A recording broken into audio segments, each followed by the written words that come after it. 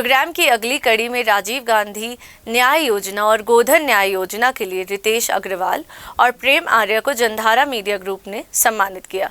इस योजना के बारे में बातचीत करने के लिए प्रदीप शर्मा जी, एक्सपर्ट विनय सिंह और वल्लरी चंद्राकर के साथ सुरेंद्र वर्मा पैनलिस्ट के रूप में मौजूद रहे।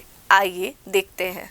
कंप्यूटर साइंस एमटेक कर चुकी वल्लरी चंद्राकर जी मैम है, इनसे बात करना चाहूँगा। 27 एकड़ ज़मीन में आपने खेती की शुरुआत की थी और कांग्रेस सरकार की योजनाओं को आप किस तरह से अनुकूल मानती हैं जो किसान भाई हैं उनके लिए? जब मैंने खेती की शुरुआत की तब ये गवर्नमेंट नहीं थी, पिछली गवर्नमेंट थी। तो पहले तो मैं उन दोनों का कंपैरिजन बताऊंगी कि इस गवर्नमेंट के आने से किसान को क्या लाभ हुआ या मुझे भी खुद क्या लाभ हुआ।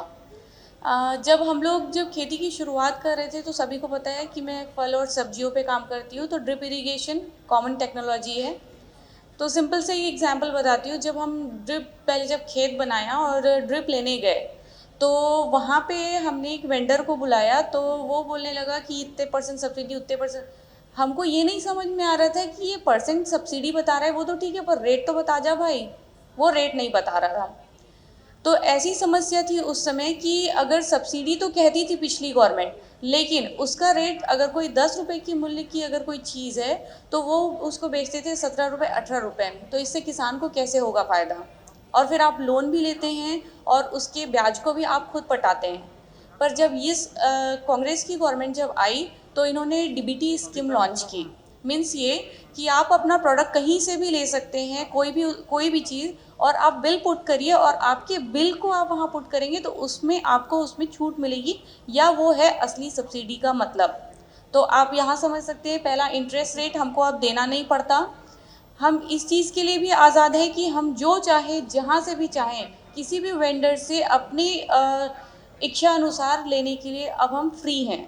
तो मेरा पहला तो ये है कि यहाँ जो लोगों ने समझा, एक्चुअली हमारे जो सीएम सर हैं, कृषि मंत्री, वो खुद भी एक किसान हैं, तो वो समझते हैं कि किसानी क्या होती है और कैसे की जाती है। सुरेंद्र सर से चाहूँगा कि एक छोटा सा सवाल मैं आपसे ये पूछना चाहूँगा कि इन दोनों योजनाओं की सफलता सरकार के लिए कितनी बड़ी उपलब्धि मानते हैं आप?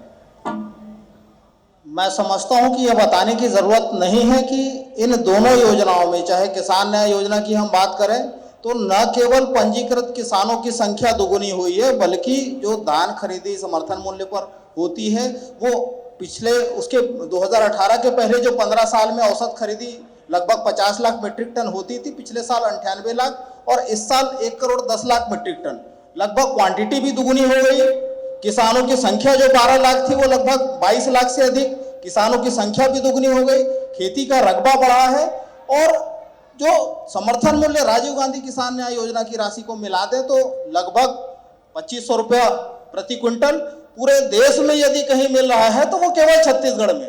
तो जिस प्रकार से योजनाओं के संबंध में जो सब्सिडी की जो बात थी, नीति और नियत का अंतर हमारी बहन ने जो बताया कि जो पहले काउंटर तय होते थे, जो पहले व्यवसायी तय होते थे कि उन्हीं के यहाँ से खरीदे गए उपकरणों पर आपको सब्सिडी मिलेगी, वो व्यवस्था को यदि किसी ने खत्म करने का काम किया है तो वो भूपेश बघेल सरकार ने किया है।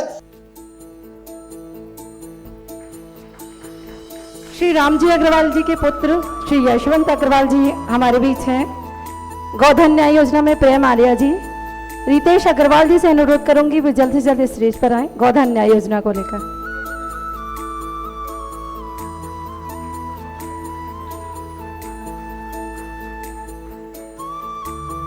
रितेश अग्रवाल जी से मैं अनुरोध करूंगी।